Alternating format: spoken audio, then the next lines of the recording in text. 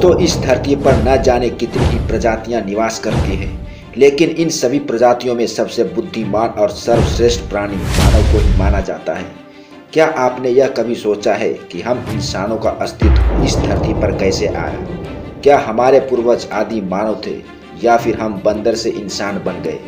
अगर हम बंदर से इंसान बन गए तो आज के बंदर इंसान क्यों नहीं बन रहे? आज हम इस वीडियो में इसी उलझन को समझेंगे। तो चलिए देर न करते हुए इस वीडियो को शुरू करते हैं। तो आपने तो किताबों में पढ़ा ही होगा कि इंसान बंदरों से बना है, लेकिन धार्मिक ग्रंथों में सबके दावे अलग अलग हैं। कुछ धर्मों का मानना है कि मनुष्य का जन्म आदम और हव्वा की जोड़ी से हुआ, तो वहीं कुछ ऋषि और मुनियों को मानते हैं। लेकिन इन सभी दावों को छोड़कर हम वैज्ञानिक सिद्धांत के मुताबिक मनुष्य की उत्पत्ति के बारे में जानेंगे।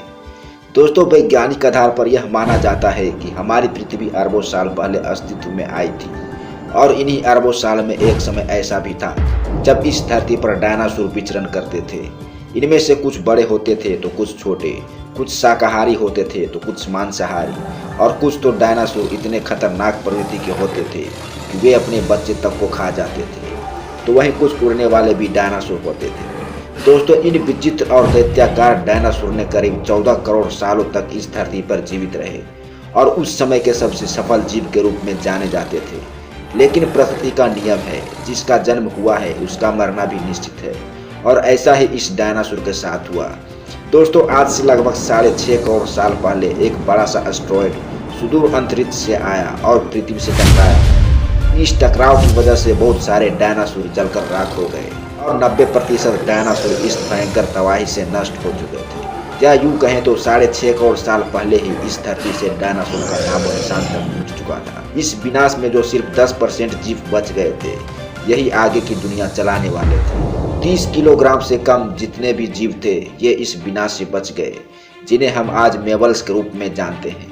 ये मैमल्स जीवित रहने के लिए सब कुछ खाना शुरू कर दिया। फिर इनमें एडाप्टेड रेडिएशन होने की वजह से कई सारी प्रजातियां जन्म लेने लगी। दोस्तों, 5.5 करोड़ साल पहले वानर जैसी नए जीव बनने लगे, जिसे हम अपना या बंदरों का पूर्वज कहते हैं। इन बानरों में लगातार एवोल्यूशन होने के बाद इंसानों के पूर्वज यानी आदि मानव बनने लगे। माना जाता है कि आज से 300 करोड़ साल पहले पृथ्वी पर जीवन पनपना शुरू हो गया था।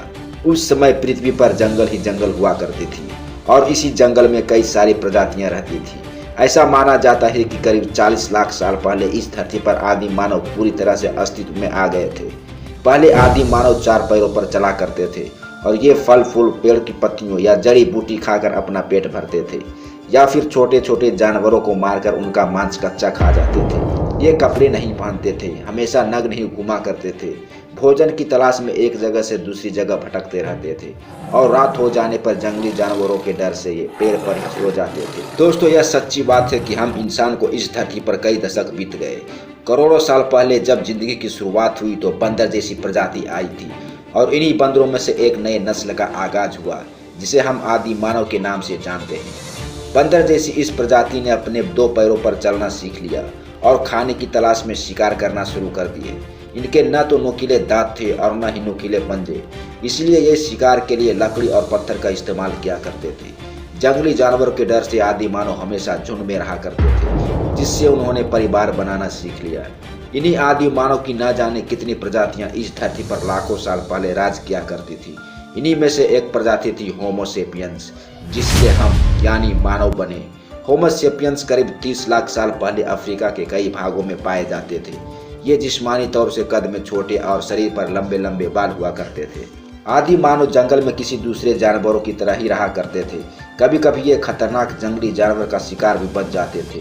ये एक परिवार बनाकर रहते थे और ग्रुप में भोजन की तलाश किया करते थे।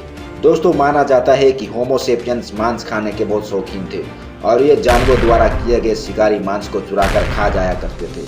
बड़े बड़े मरे हुए जानवरों को काट काट कर खाते थे।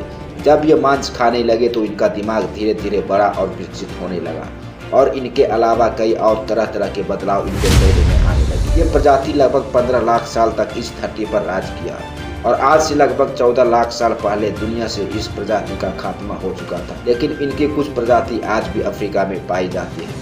इन प्रजातियों के खत्म होने की सबसे बड़ी वजह थी मौसम परिवर्तन, जिसने लाखों साल पहले होमो सेपियंस का नामो निशान तक मिटा दिया था। समय के साथ साथ विकास की प्रक्रिया चलती रही और हमारे पूर्वज विकसित होते चले गए।